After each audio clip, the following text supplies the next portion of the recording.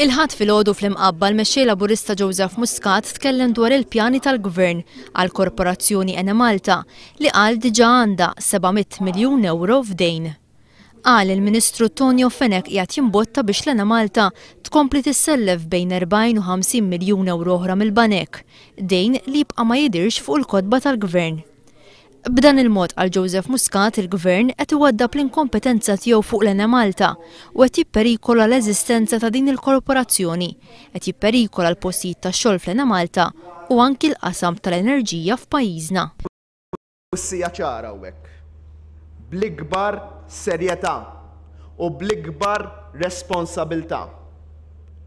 Kull min ħajkun qed jieħu sehem f'deċiżjonijiet bħal dawn, Gvern ġdid jekk jingħata l-fiduċja ħajkun qed iżommhom responsabbli tal-għemil tagħhom. Dwar it-tmexxija ekonomika u finanzjarja ta' pajjiżna, Joseph Muscat qal li għandna inkompetenza ta' Prim Ministru u Ministru tal-Finanzi li kemm ilhom fil-kariga fallew il-miri kollha li poġġew huma stess u issa lanqas qed jaqblu jekk hux se jilħqu l-mira tad-deficit. Fl-istess ħin, aktar minn nofs id-dejn li għamel pajjiżna fl-aħħar kważi 50 sena sar fl-aħħar 8 snin kemm ilu Prim Ministru Laurence Gonzi u llum l-ispiża fuq l-imax fuq id-dejn hija akbar mill-ispiża fuq edukazzjoni aħjar għal uliedna. Tonio Fenech qed jiġġustifika l-fatt li mhux se jilħaq il-mira tad-deficit għaliex mhux se jolli l-kontijiet tad-dawr u l-ilma. Jekk inti għamil dak l-istatement meta ħabbart il-budget, suppost ikkalkulajtu.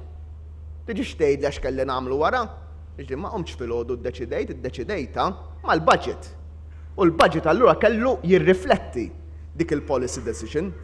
U jekk il-Gvern ħa policy decision bħal dik mingħajr ma rriflettija fil-budget, aktar tikkonfermali kemm hemm Ministru tal-Finanzi li huwa inkompetenti. Joseph Muscat qal li Tonio Fenech qed jgħid ukoll li mhux se jilħaq il-mira tad-deficit għaliex kellu jżid in-nefqa fis-saħħa, meta l-Ministru tas-Saħħa kien iddikjara li ta' 7 miljun euro mill-budget tiegħu lura għaliex ma kellux x'jagħmel bihom.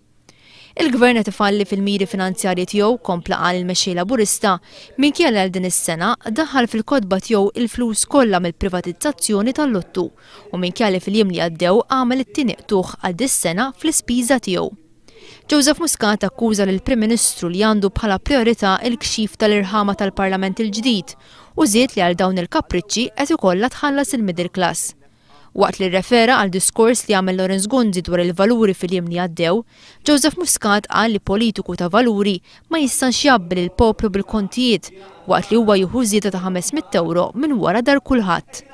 Meta tkellem dwar il-Kongress tal-Partit Laburista li se jkun qed jitlaqqa fil-jiem li ġejjin, Joseph Muscat qal li l-Partit Laburista jemmen f'soċjetà fejn kulħadd jibda tiġrija mill-istess linja u lest jgħin lil min huwa kapaċi jasal waħdu. Imma min qed jaqa' lura nagħtuh lodda biex jasal waħdu, biex ikun kapaċi jasal b'saħħa, biex ikun suċċess fis-soċjetà bl-għajnuna tas-soċjetà kollha, imma bil-ħila tiegħu u tagħha personali.